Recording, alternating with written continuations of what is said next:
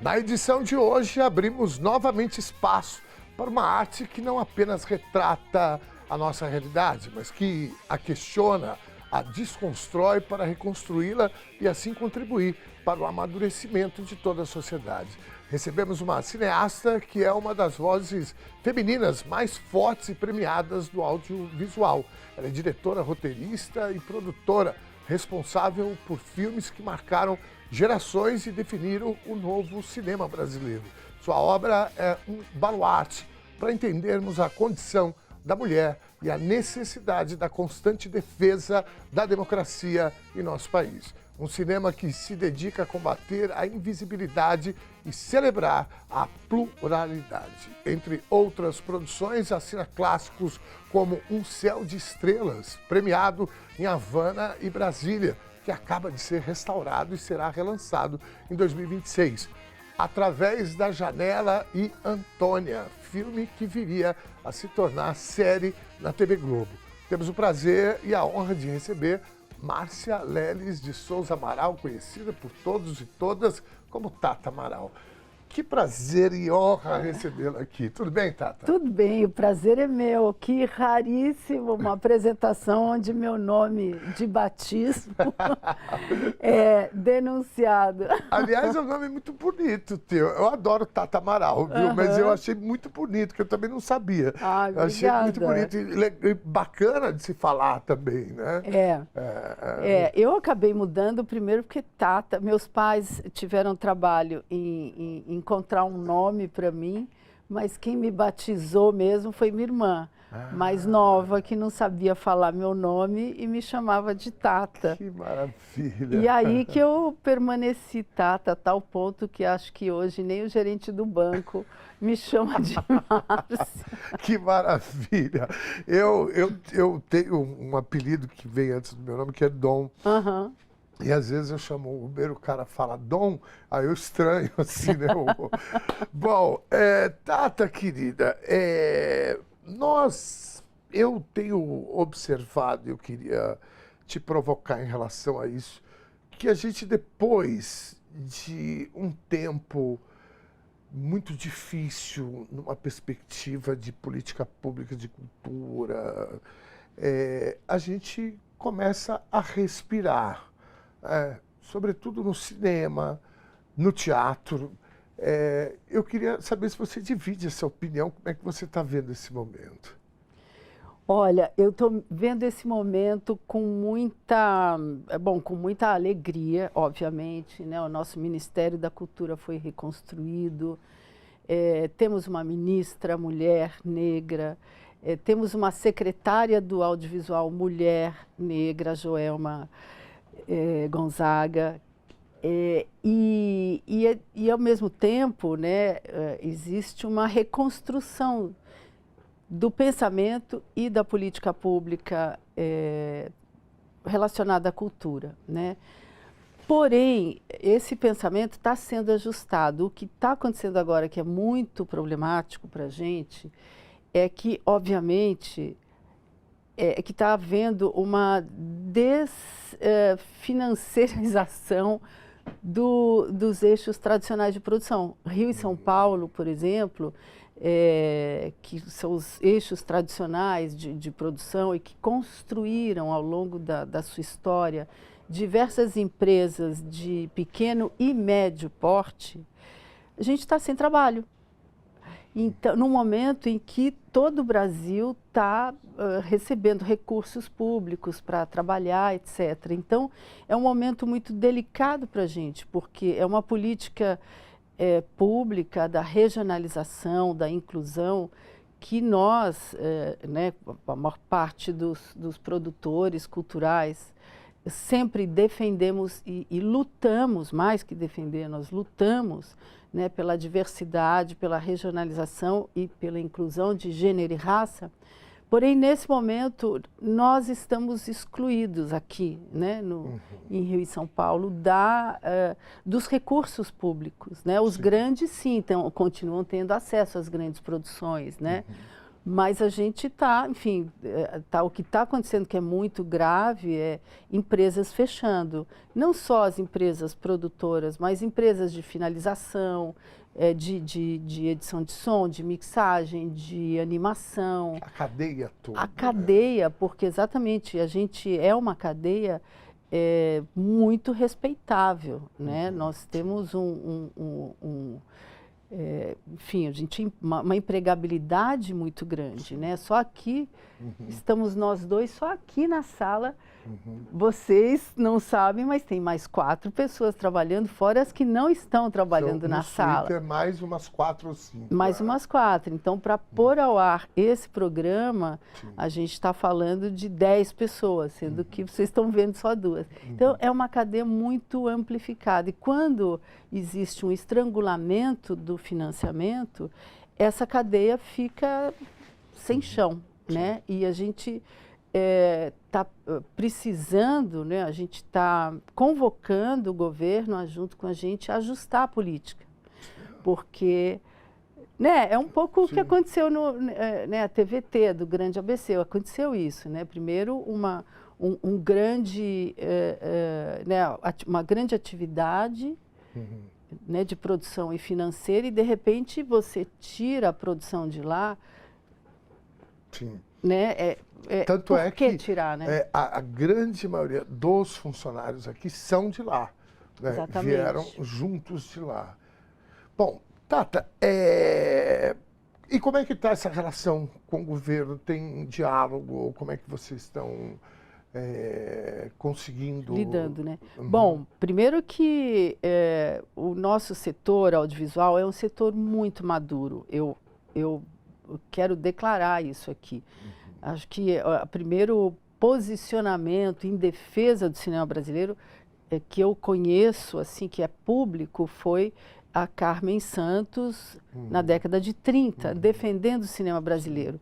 É claro que essa luta, essa organização, ela tem altos e baixos, momentos de esvaziamento e momentos, né, de grande intensidade, grande atividade.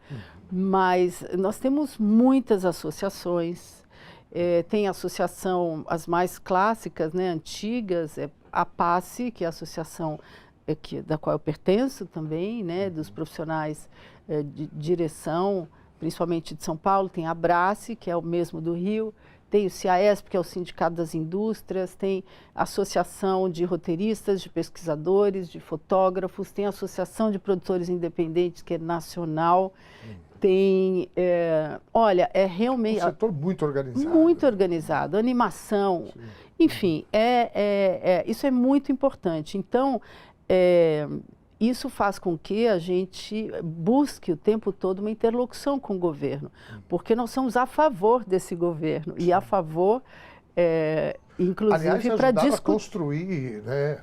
Exatamente. Nós passamos maus bocados, né? Em 2022 foi um momento da gente, né, conseguir aglutinar todas as forças e o setor, né, sobretudo o setor cultural como esse do audiovisual, sem dúvida nenhuma. Né? Pois é. E pagamos um preço muito alto por isso. Né? Pagamos mesmo, né? De perseguição. Eu mesmo sinto que eu fui vítima disso, assim como muitas outras produtoras, né?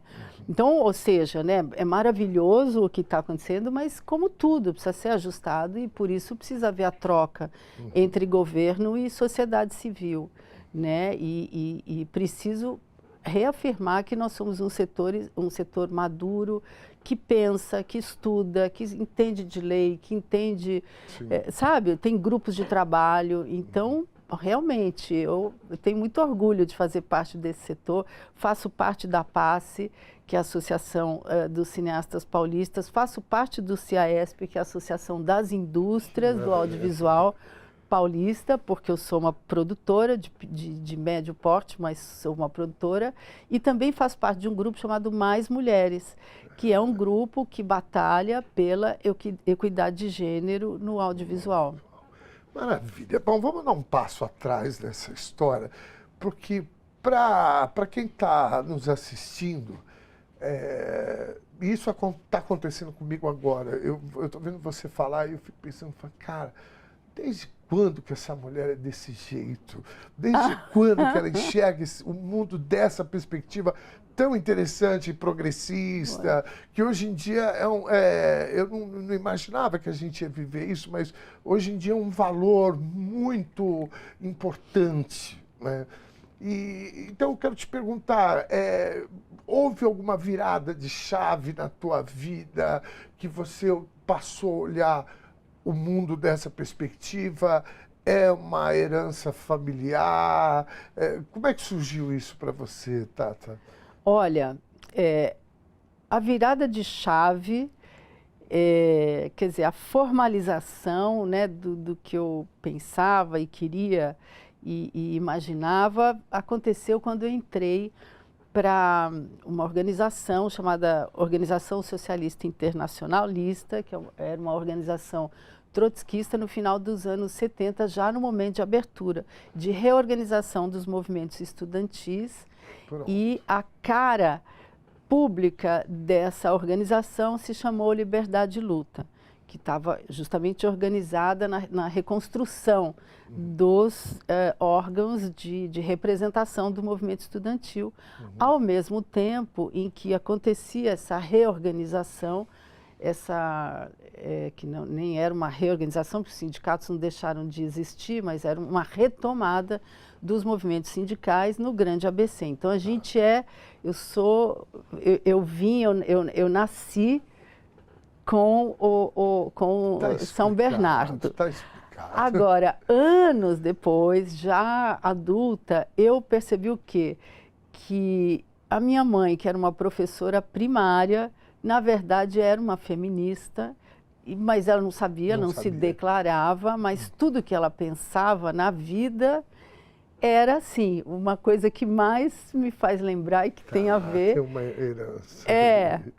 Domingo a gente adorava ver televisão, sei lá, Perdidos no Espaço, e meu pai fazia biscoito de polvilho. Aí ficava a cozinha aqui, a sala aqui, o quarto dos meus pais lá. E eu me lembro do meu pai falando na cozinha, acabou o polvilho. Aí a minha mãe no quarto, a minha irmã e eu sentadas ali esperando, né? Minha mãe no quarto, vai comprar. Muito bom, muito bom. Isso, década de 70, né? O 60, final dos eu nasci 60, né? final de 60. Então, que é ou uma seja, coisa completamente improvável nos lares brasileiros nesse momento. E o meu pai, corretor de imóveis, estava ali naquela casa. Minha avó também, paterna também, né? Era uma pessoa né, que levou a vida à frente. Separou do marido muito cedo, a minha avó materna também né, foi viúva. Um ato revolucionário. Revolucionário, exatamente. Meu pai tinha 14 anos, você imagina, né? Estou falando de década de 40. Então, eu acho que eu venho de uma família de mulheres que não... que ninguém parava, não no sentido de eram indomáveis, mas porque não... Os seus companheiros estavam ao lado, né? Não estavam querendo subjugar. Então, é o exemplo que eu tive sem saber que aquilo era uma educação. Né? E isso é tão interessante, né? Eu ouso dizer hoje que, eu dizia a conclusão, mas o fato é que a melhor amiga da minha mãe, a Janete, que está até hoje viva, eu vou falar para ela assistir. Que maravilha. Ela é uma mulher negra. E o melhor amigo da minha mãe, Jurandir, um homem homossexual. Então, para mim, não existia isso não era uma diferenciação de pessoas. Ao contrário, aquelas pessoas eram já um lugar naquela época, coisa que a gente briga hoje, né? A gente luta para ter... né, essa questão, e você já naquela época, isso e não era uma coisa muito importante falada, para a formação, né? Exatamente. O que eu acho interessante, sabe, pensar hoje em relação a preconceito, etc., é que não era uma coisa falada, era as pessoas de afeto que eu tinha, né? Então não tinha uma questão, eu fui perceber o preconceito décadas depois, eu fui ter consciência, sabe, porque não tinha em casa, mas aos poucos, obviamente, eu estudava em escola pública, então tinha pessoas negras, brancas, orientais, enfim. Mas fui percebendo a segregação ao longo da minha adolescência, né? E aí, para eu, né, fazer parte de um movimento estudantil, era um passo. Bom, está explicado a inicialização, né, da tua percepção de mundo com essa experiência que você tem. E aí você, adolescente, num momento de efervescência política muito grande, reabertura política, campanha da anistia, e todos esses momentos, o cinema teve um papel muito importante e muito significativo nessas duas épocas que a gente está falando aqui. E mais ainda depois, e aí não tão significativo no sentido da construção, mas da desconstrução da cena, né, cultural com o Fernando Collor. Eu queria que você analisasse como é que foi esse período para você, no sentido de ter um residual que formou essa Tata Amaral que está aqui com a gente. Do ponto de vista cultural. Cultural. Né? Então, depois do Caetano de Campos, eu fui fazer o colegial na Equipe, que aí era, e ainda é, acredito, né, uma escola em que a formação cultural é muito importante, né? A gente tinha aula de História da Arte, sim, a gente tinha aula de... podia escolher... Ele era no centro nessa época. Martiniano de Carvalho. A geração anterior à minha estudou na Caio Prado, sim, a minha já na Martiniano. E, então, enfim, né, tinha cinema, que eu não conseguia vaga para fazer, fiz fotografia e assistia como ouvinte a aula de teatro, fazia História da Arte, além das matérias, né, normais hoje chama, esqueci, não é, acho que é ensino, não é fundamental, é o... Médio. Médio. Acho que é. Acho que é. E agora, só um parênteses, o Colégio Equipe. O Colégio Equipe também é um ponto fora da curva dessa perspectiva cultural também, né? Ali tinha o Sergio Groisman, que já era um agitador cultural da época, né? Produzia shows e etc. Tem um histórico. Eu queria que você fizesse um parênteses sobre o Colégio Equipe. Saiu Titãs dali, né? Os Titãs, então, somos contemporâneos, os artistas da Casa 7, alguns são mais jovens que eu, mas contemporâneos, né? Outros mais velhos. Mas o Colégio Equipe era uma coisa impressionante, assim, porque a gente assistia show do Gil, Alceu Valença, e Serginho Groisman é realmente essa personagem que era aberto. Não, acho que, salvo engano, mas não devia ser cobrado. Aquele pátio lotava, ficava gente para fora. Tinha cineclube, muita coisa eu assisti lá. Então, a minha educação de cinefilia que eu passei a ser a partir do Colégio Equipe. A partir do Colégio Equipe. Porque ali tinha... Nós estamos falando de que ano isso? 76, 77 e 78. 78 me deram as contas, porque eu deixei de ir na escola e em julho veio uma das professoras, das coordenadoras, e falou, acho que melhor você sair, porque você não tá vindo mesmo. Vai passar. Você já bombou por faltas. Aí eu fiquei pensando, meus pais que sofriam, eu tinha bolsa, mas eles pagavam alguma coisa. Putz, que sacanagem, né? E aí eu estava militando, então o mundo era mais interessante do que estudar. Não, e esse mundo que você fala, ele era interessante e um momento da luta ser muito importante. Então você entende, né? Não, mas eu seguramente até porque para meus pais. Não, mas até porque, Tata, de verdade, né? Tem momentos na história que a gente tem que ir para o sacrifício mesmo, né? Com toda a alegria, com toda a musicalidade, com toda a cerveja, se for o caso, né? Mas é luta, né? É luta. Era um momento muito complicado do país. Né? Ao mesmo tempo, eu sentia que tudo estava começando. Então, por quê? Porque era um momento de reorganização das entidades do movimento estudantil, que estavam lá para reivindicar a melhoria na condição de ensino público e gratuito para todos, eram as pautas, né? E coisas que eu achava justas, e, enfim, meus companheiros também. E, ao mesmo tempo, era a sensação que a gente tinha de que tinha muito o que fazer. E que a gente, que nós éramos agentes desse novo mundo, dessa transformação rumo à democracia. Eu sempre falo uma questão, eu cheguei no Brasil na anistia, né? 79. Que a gente vivia no exílio. Nós tivemos vários atores, sindicatos metalúrgicos, as greves no final dos anos 70 e início dos anos 80. Foi um movimento muito importante, né? Um movimento de massa pela primeira vez, né? Aquelas greves, etc.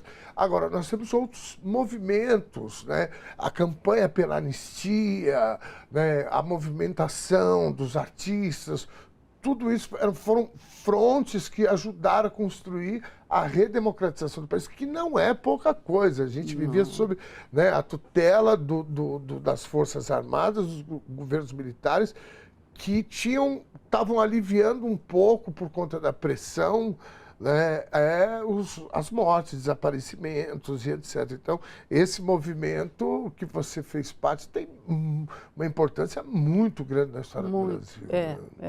Historicamente, esse momento praticamente começou com a morte do Herzog, que agora fez 50 anos. Né? Aliás, nós nos encontramos lá, na segunda edição da missa. Né? A gente estava lá, exatamente. E aí, aí começaram as organizações a se estruturarem, né? E se consolidarem para poder ser motor, né, dessa transformação. E eu estou escrevendo agora, sabe, um pequeno documentário que fala um pouco, porque é muito, acho que as pessoas não têm muita noção do que foi esse período final dos anos 70. Sim. Eu sinto muito isso, e por isso que eu me apeguei tanto a esse ponto da nossa conversa, porque eu sinto que as pessoas assim, né, é mesmo, agora com essa pauta, né, da missa dos 50 anos da morte do Herzog, eu senti isso novamente. Falei, apesar de que a missa estava linda, lotada, etc. Né? Bom, Tata, agora que a gente já descobriu quem é essa mulher e por que essa mulher é desse jeito, né, eu queria falar um pouco do que você já produziu, que também eu acho que esse programa deveria virar uma série, igual essas da Netflix, que aí a gente vai passando capítulos, né? Porque não vai dar tempo da gente falar sobre tudo seguramente. Voltamos. Com certeza. Agora, sobre a tua produção, né, os teus filhos nesse sentido, as tuas crias, todas elas, e eu quero te dizer que eu gosto da arte dessa perspectiva sempre, que é o que tem muito de você em tudo aquilo que você produziu. Muito de você no sentido da tua visão de mundo, do teu acúmulo, do teu sentimento, que para essa geração, na minha avaliação, e eu me incluo nela, é muito forte o que a gente viveu para a gente deixar isso para lá e falar só de flores ou algo parecido. Não que a gente não deva falar de flores. Então eu queria falar sobre os teus filmes, né? E o teu trabalho. Como é que qual foi o primeiro trabalho que te assegurou que era isso mesmo? Você falou, é isso aqui que eu vou fazer mesmo.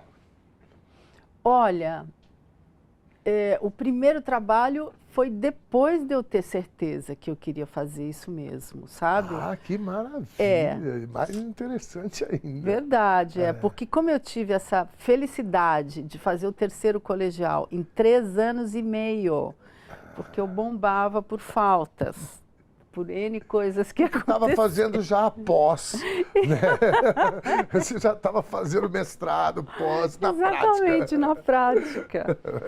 E aí, eu finalmente, quando eu me formei no colegial, eu já sabia que eu tinha que ter uma decisão para a minha vida, né? O que eu quero fazer até morrer. E aí veio o cinema, que era o que eu mais gostava, já era cinéfila.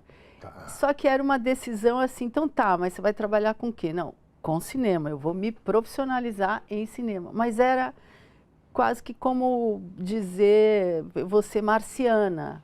Não tem registro, não havia registro, né, na cabeça das pessoas para uma profissão como essa. Sim. Então, teve uma coisa de desbravar, não só para a minha família, para a sociedade, mas também um lugar. A gente não tinha lugar na sociedade, né? Tipo Mayakovsky, qual é o lugar do poeta na sociedade proletária, né? Não havia para a gente. Então, e tinha essa visão assim, né, do cineasta como um artista, um iluminado, essa visão romântica, e não do profissional, do trabalhador, né? E então, ponto, decidi isso, prestei o vestibular e pela primeira vez não entrei, porque nos outros anos eu entrava, porque como eu bombava por faltas, eu fazia inscrição e ia fazer. Aquele ano eu não entrei, aí falei, bom, chega, vou fazer o curso como ouvinte. Agora chega, sabe? Maravilha. Aí eu fiz o curso e apesar de ser ouvinte, eu fui, e o Francisco César Filho, que era meu companheiro na época, nós somos os primeiros a fazer filme fora da faculdade. Então, a gente fez primeiro um filme que se chama Queremos as Ondas do Ar, um radioclipe, um radioclipe pela liberdade nas telecomunicações, exatamente. Um filme panfleto que denunciava... Revolucionário, né? Eu não sei como é que vocês... A ditadura militar, eu vou falar... Como é que deixaram isso, passar, né? Isso? Pois é. É que a gente também exibia em lugares, né? Não é que ia para a televisão e tal. Mas a gente estava ali denunciando e discutindo o fato de que parece, né, para as novas gerações, impossível, mas naquela época havia 5 canais de televisão e alguns rádios, e a informação vinha por eles, pelos jornais, e basta, né? Então, era um filme que denunciava e discutia isso, feito também para ir em cineclubes conversar. Depois a gente fez, Chiquinho e eu, graças ao Prêmio Estímulo, que é um edital, a gente fez Poema Cidade, Queremos as Ondas do Ar, de novo discutindo a mesma questão. Não, o primeiro é Mude Seu Dial, Queremos as Ondas do Ar, é o segundo. É Mude Seu Dial, um filme panfleto pela liberdade nas telecomunicações. Era isso. Vocês eram revolucionários mesmo. Eu adoro falar isso porque eu sou filho de uma família que aderiu à luta armada. Olha, que é o extremo da resistência, né? Sim. Mas eu gosto de falar que houveram vários tipos de resistência, né? E cada um fez o que pôde, o que achava que deveria fazer, né? E eu acho que a soma de tudo isso que nos trouxe, né, até aqui, ou melhor, até antes do Bolsonaro ganhar as eleições, porque aí depois a gente começa tudo de novo. Mas, enfim, que maravilha. Então, esse é o teu início, né, com o teu companheiro Chiquinho. Isso, exatamente. Que maravilha. Curta-metragem. Daí fiz mais 2 de ficção também. Enquanto isso, eu comecei a trabalhar com o cinema, como estagiária, como assistente de tudo que você pode imaginar, até de eletricista já fui. Então, é muito legal porque eu tive uma formação em produção mesmo, né? Isso é muito rico, né? Isso é muito rico. Coisas que hoje em dia vai ser difícil a gente ter profissionais que tenham, né, essa experiência ou esse olhar de várias perspectivas do mesmo trabalho, né? Isso é muito rico. Foi muito legal. Hoje eu vejo, às vezes eu vejo jovens trabalhando, eu falo, essa pessoa nunca foi assistente de ninguém, porque não tem método, sabe? Né? Não tem... E se tiver um imprevisto ou um improviso, vai ter dificuldades para improvisar. Responder. Exato. Exatamente. E foi muito legal. Eu agradeço muito. Eu precisava trabalhar, eu fiquei viúva do meu primeiro companheiro. O Chiquinho? Não, o Serguei.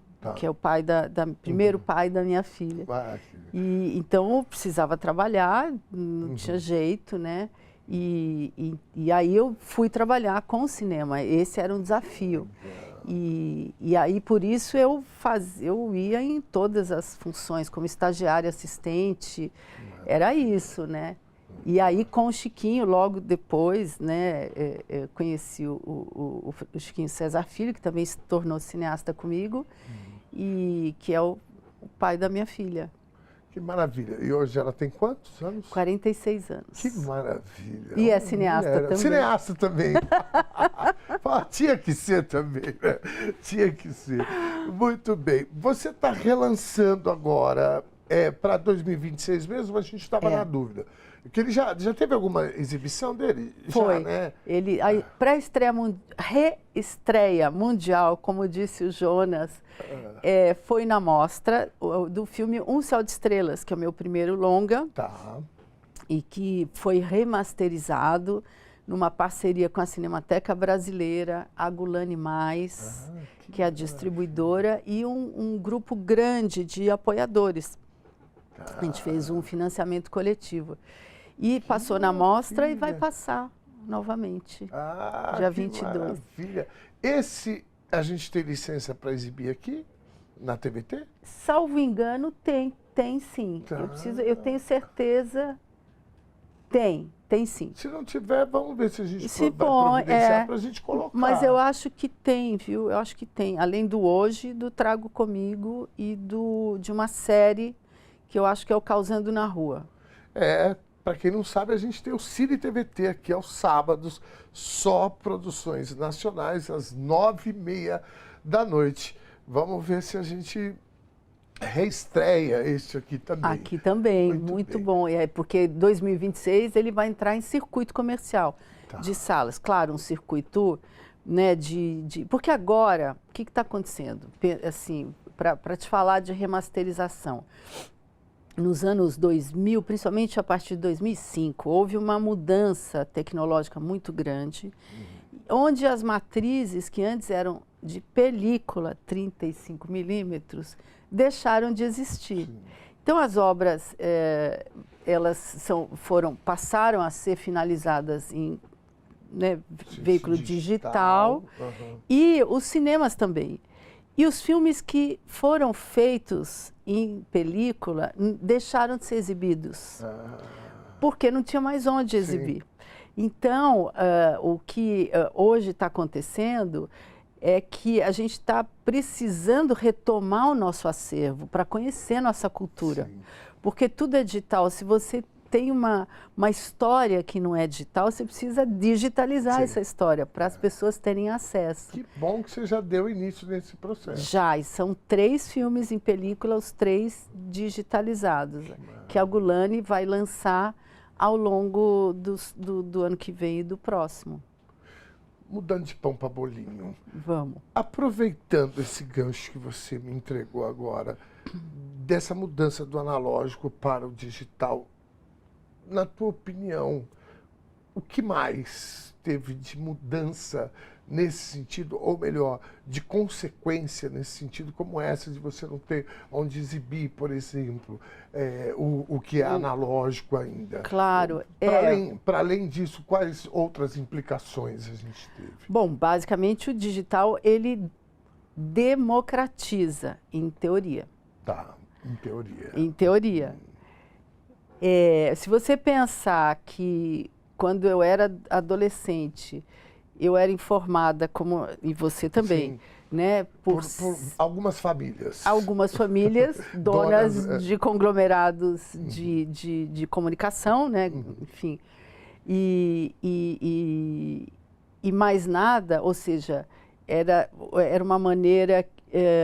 esse estrangulamento das possibilidades era também uma maneira do governo ditatorial controlar a comunicação, né? Controlar o que as pessoas, as informações, né? E isso foi se abrindo, né? Por um monte de razões, né? Quando chega a câmera de vídeo, as pessoas vão para a rua, esse monopólio começa a implodir, porque os espaços passam a ter veiculação em VHS, né? Sim. Cineclubes bombam, não mais em película, que se tinha que gastar uma grana para andar para lá e para cá com ela. Curtas, né? Bombando. Então, assim, passou a haver uma proliferação de informação e de obras.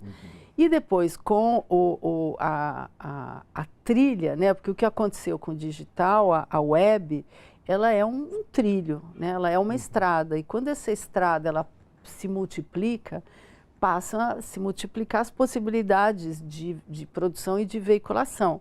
Mas, rapidamente, obviamente, algumas pessoas conseguem pegar esse feixe aí, fazer assim, e me dar aqui que eu que vou controlar. E é o que acontece, aí, enfim, né, com essa coisa toda do digital, dos algoritmos e tudo mais. E a gente precisa aprender sobre tudo isso. E eu me sinto, assim, muito prejudicado, porque eu sou analógico. Então eu vejo hoje minha filha de 11 anos e falo, gente, parece que ela fez mestrado, né, para mexer nas coisas. Incrível, né? Incrível. E tem uma facilidade com a interface, né? E embora eu pouca goste... paciência de nos ensinar. Isso que é o problema dessa geração. Vamos reclamar aqui. Porque as pessoas, você fala assim, como é que eu faço aqui? Aí a pessoa vem e faz. Eu falo, não, eu quero aprender para ter a minha independência. Não, já foi embora, já está lá na esquina, né? É muito louco, né? E por outro lado também, é uma coisa que a gente não foi alfabetizado aí, né? É um esforço para compreender, enfim, você vai dando seu jeito, né, para lidar com a tecnologia, mas não é a nossa. Agora, por outro lado, às vezes fazer uma frase com sujeito e predicado também é difícil para as novas gerações. Muito, muito. Tata, e do ponto de vista do residual positivo, a consequência positiva do digital, você consegue salvar alguma coisa aí? Tudo. Não, salvo tudo, lógico, porque é uma questão de consciência, né? A gente saber que há enfim, existem empresas que controlam, né? Você tem que saber disso. Tem que ter consciência de que o que você está vendo não é exatamente o que você quer, mas é o que está sendo oferecido para você nesse mercado, né? E agora, a coisa boa é realmente a democratização, né? Você tem uma possibilidade de conhecer muito mais, né? Você tem um acesso a bens culturais mais fácil, mais democrático, né? Mas realmente eu acho que a gente precisa reconfigurar as nossas relações, porque se por um lado você tem acesso aos bens, enfim, a tecnologia, etc., por outro lado existem saberes que precisam ser conservados igualmente, né? Então, acho que os bem-intencionados da sociedade estão lidando com isso, né? Você pode ter, sei lá, um rádio, você pode ter uma antena, você pode produzir, né, em qualquer lugar do país, mas, ao mesmo tempo, como fazer isso sem cortar a conexão, né, com os seus pais, com a sabedoria dos seus pais, avós e com a sua ancestralidade. Nós não estamos começando agora, do zero. Exato. Né? Eu acho que esse é um grande desafio, não só de acesso à cultura, mas também de acesso ao saber como um todo. Né? Acho que isso é... E respeitando o que você disse, a história, né? A ancestralidade é importante. Eu observo, eu gosto de olhar, assim, a gente teve, de uns anos para cá, esse avanço da extrema-direita. Eu acho que a gente precisa, sobretudo, pensar muito por quais razões isso aconteceu. E aí, quando você começa a fazer isso, naturalmente você começa a analisar, né, a história desse país, né? Como é que a gente foi formado, um país colonizado, um país que, né, aboliu a escravidão depois de 300 anos. Nós tivemos várias tentativas de golpe, nós tivemos o golpe militar de 64, 21 anos de ditadura militar. Então, todo esse contexto, ele não pode ser apagado e a gente começar, né, do zero. Porque ele é formador, você tem toda a razão. Muito bem. Tata, bom, pensando daqui para frente agora, eu não sei quando é que a gente vai sair dessa quadra histórica que a gente está vivendo. Eu espero que seja rápido, porque o mundo, né, nós estamos aí em plena COP30, né, tendo fenômenos não tão naturais assim, climáticos, né, aqui no Brasil, inclusive. E eu me preocupo muito com isso, e a gente precisa, na minha opinião, dar uma virada muito grande. Primeiro, a arte, sobretudo o audiovisual, pode, na minha opinião, e deve contribuir muito com essas questões. Eu queria te perguntar como. Primeiro, eu acho que nós temos que afinar numa perspectiva de política pública, que no começo da nossa conversa você falou da relação com o governo. Acho que é um ponto-chave, porque eu não consigo desvincular a cultura, a arte, o audiovisual como uma ferramenta de transformação da sociedade. Claro. Então, obviamente, que a gente precisa ter políticas públicas para o setor. Acho que esse é o primeiro problema. Agora, o que mais que a gente pode fazer para a gente contribuir, para a gente tirar, né, o mundo desse lugar que ele veio parar? Olha, eu acho que é continuar existindo, porque a nossa função, eu concordo com você, você já definiu, né? Acho que os ex-artistas são catalisadores, né, da sociedade, que produzem, né, com a sua sociedade, né?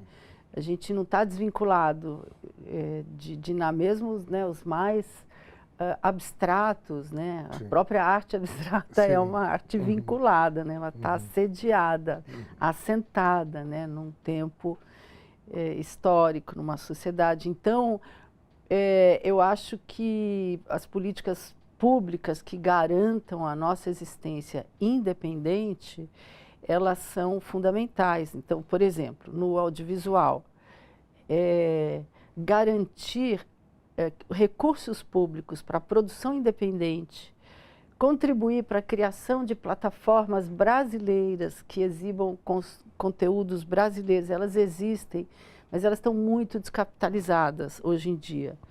E podemos colocar isso, claro, num campo que está em pauta, que é a soberania. Né? Justo, exatamente. Esse é o campo. Esse é o campo.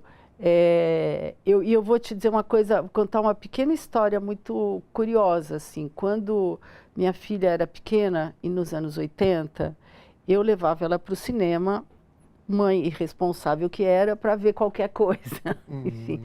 E eu via muito filme norte-americano também. Eram filmes de ação, né, na maior parte deles. E a minha filha não sabia ler e escrever, ela via um personagem negro e ela dizia: mãe, ele vai morrer? Eu falava: não vai, pera, o filme nem começou. Aí morria. Fui reparando que os negros morriam no cinema norte-americano dos anos 80. Depois ela foi identificando personagens como eu, né, pele branca e morena.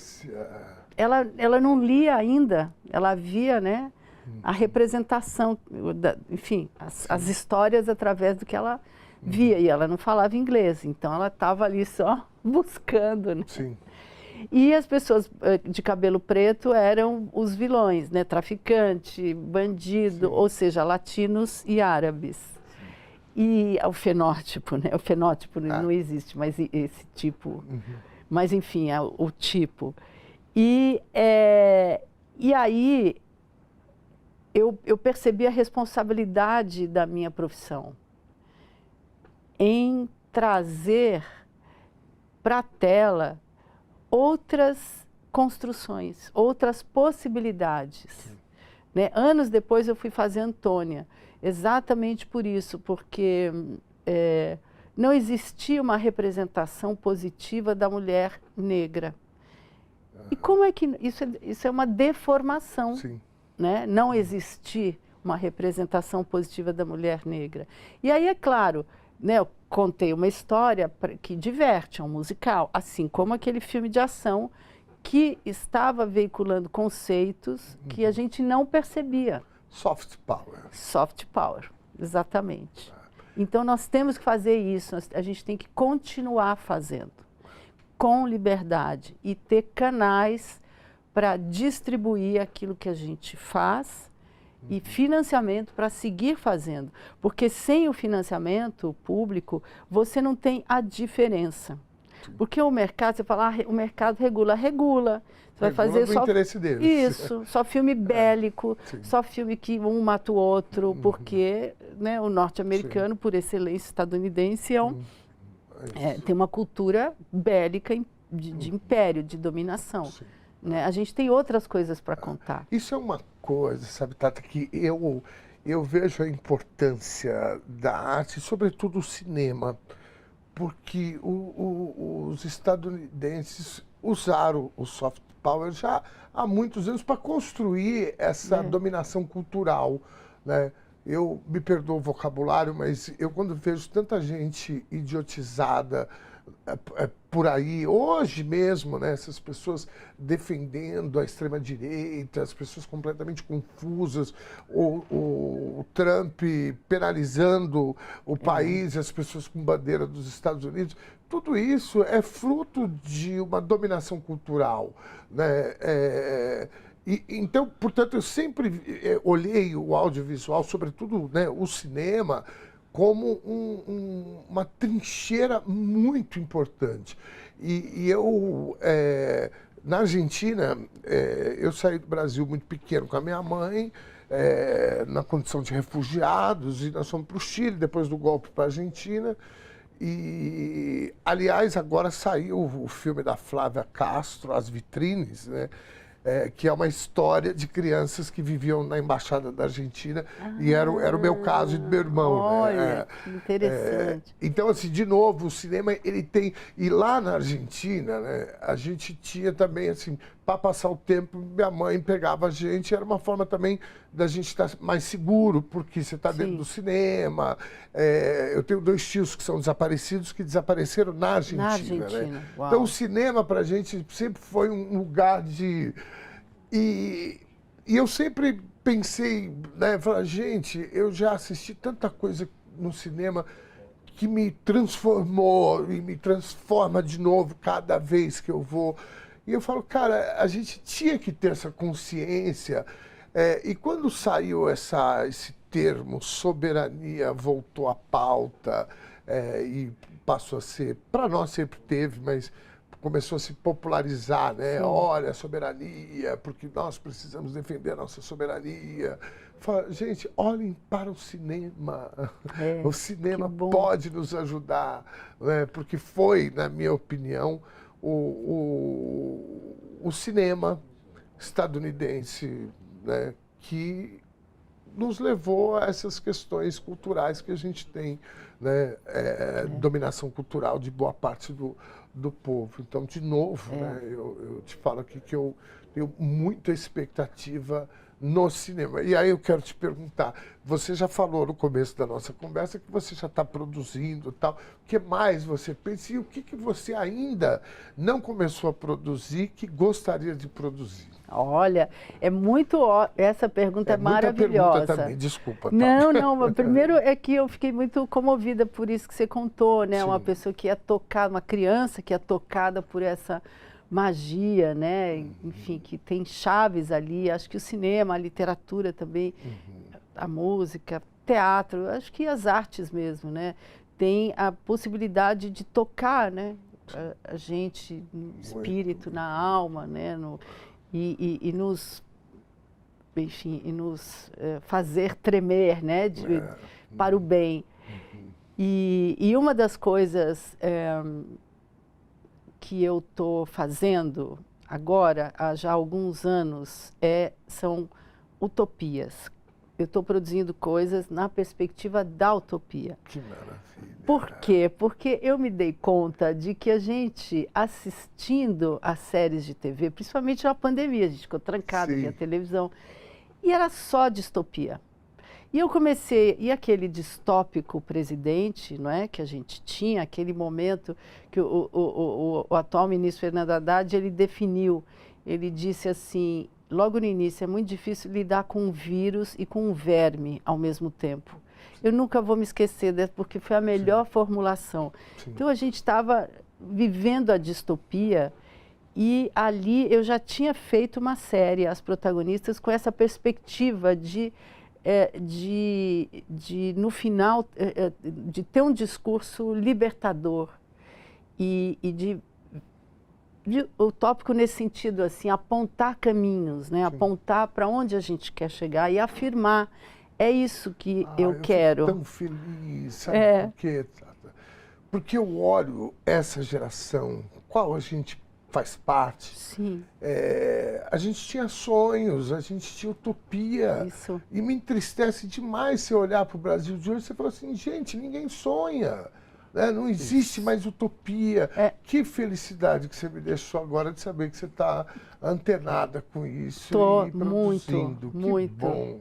E agora mesmo esse ano, daqui a meses, né, vou terminar agora em dezembro, daqui a semanas, vou terminar em dezembro um projeto de documentário para o canal Arte 1, chama-se Mulheres Artistas, Subvertendo a Submissão.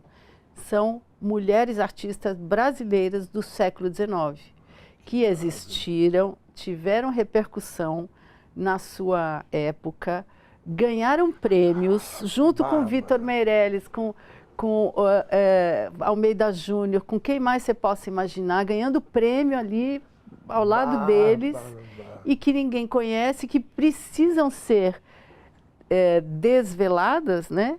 Porque existem muito mais do que aquelas que eu abordei, para a gente conhecer, né? Então, é um filme que fala disso, da importância de você buscar essas referências que existiram, mas que estão escondidas ali atrás, né? E esse é um outro que eu estou... aí vou filmar também no começo do ano um outro documentário, chama Baderna, é uma bailarina, sobre a vinda da Marieta Baderna para o Brasil e dizer por que ela foi apagada como bailarina e sobrou um nome. E um nome associado, inclusive, à esquerda, né? A Baderna agora ela vem, na verdade, nesse meu filme pedindo satisfação, porque esse nome sempre está ligado à esquerda, agora resolveram dizer que os do 8 de janeiro são baderneiros. Nananina, aquilo ali é Wanda. Não, é boa. Aquilo ali é outra coisa. Que maravilha. E aí vou fazer um outro, estou escrevendo um outro longa, que esse ainda não tenho dinheiro, está em captação, em parceria com uma outra produtora. O longa chama Sexo e Luta, que é a história de uma mulher de 65 anos que está fazendo um filme sobre as suas aventuras eróticas, enquanto a sua filha é candidata à Prefeitura de São Paulo. Que bárbaro! As histórias, sim. Muito bom, muito bom. Tá. E também querendo adaptar um livro da Burr, chamado Mainá. Maravilha. Olha, eu vou te falar. Já tinham me falado que você é uma cineasta, artista inquieta, né? E olha, E eu esqueci de um, que eu tenho que fazer o ano que vem, tem mais. Esse também já tem o dinheiro, está lá. Chama Democracia, onde eu conto a história da minha militância e do movimento operário brasileiro. Que ótimo, cara, que ótimo.